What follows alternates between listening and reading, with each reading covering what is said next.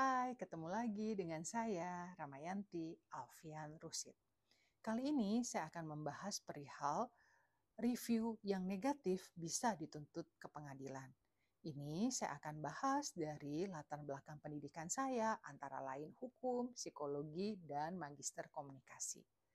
Menyebarkan review atau penilaian negatif yang tidak benar tentang restoran atau pedagang melalui media sosial dapat dituntut ke pengadilan, terutama jika hal tersebut menyebabkan kerugian. Tinjauan hukumnya ya, saya akan bahas. Dasar hukumnya apa saja, yakni Undang-Undang Nomor 19 Tahun 2016 tentang Informasi dan Transaksi Elektronik. Pasal 27 ayat 3 bahwa setiap orang yang dengan sengaja dan tanpa hak menyebarkan informasi elektronik dan atau dokumen elektronik yang berisi ancaman kekerasan atau menakutkan untuk menimbulkan keonaran di masyarakat. Pasal 28 ayat 2, setiap orang dengan sengaja dan tanpa hak menyebarkan informasi elektronik dan atau dokumen elektronik yang berisi penghinaan dan atau pencemaran nama baik. Undang-Undang Nomor 8 Tahun 1999 tentang Perlindungan Konsumen.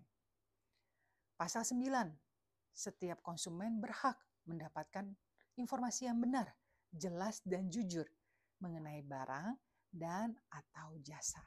Pasal 19, setiap pelaku usaha bertanggung jawab atas kerugian yang diderita konsumen karena kesalahan atau kelalaiannya.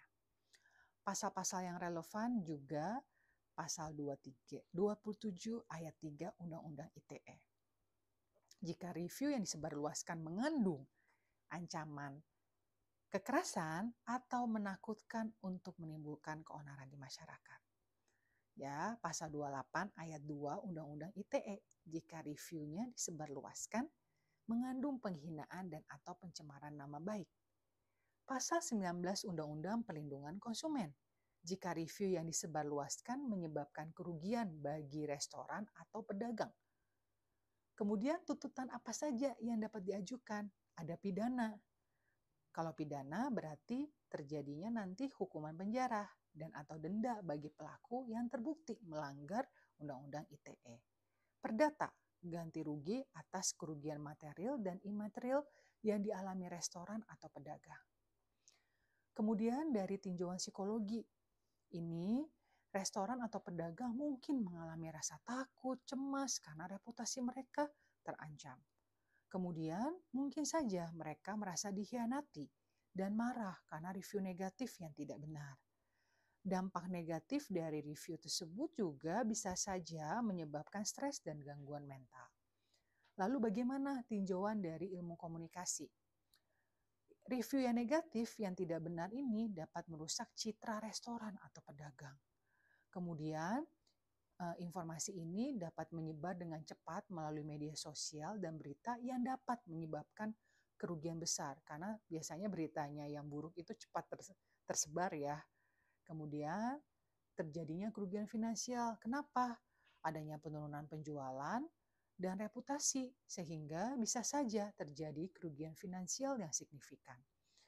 Restoran dan pedagang itu penting juga, harus tahu bagaimana merespon dengan cepat dan profesional untuk meminimalkan dampak negatif. Menyebarkan review atau penilaian negatif yang tidak benar tentang restoran atau pedagang melalui media sosial dapat berakibat fatal. Meskipun kebebasan berekspresi itu dijamin, namun hal ini tidak boleh disalahgunakan untuk menyebarkan informasi yang salah dan tidak benar atau tidak benar ya, dan tentunya itu merugikan orang lain. Demikian penjelasan dari saya. Terima kasih sudah melihat konten saya. Anda semua orang-orang hebat. Kita pasti ketemu lagi. Salam Ramayanti Alfian Rusid.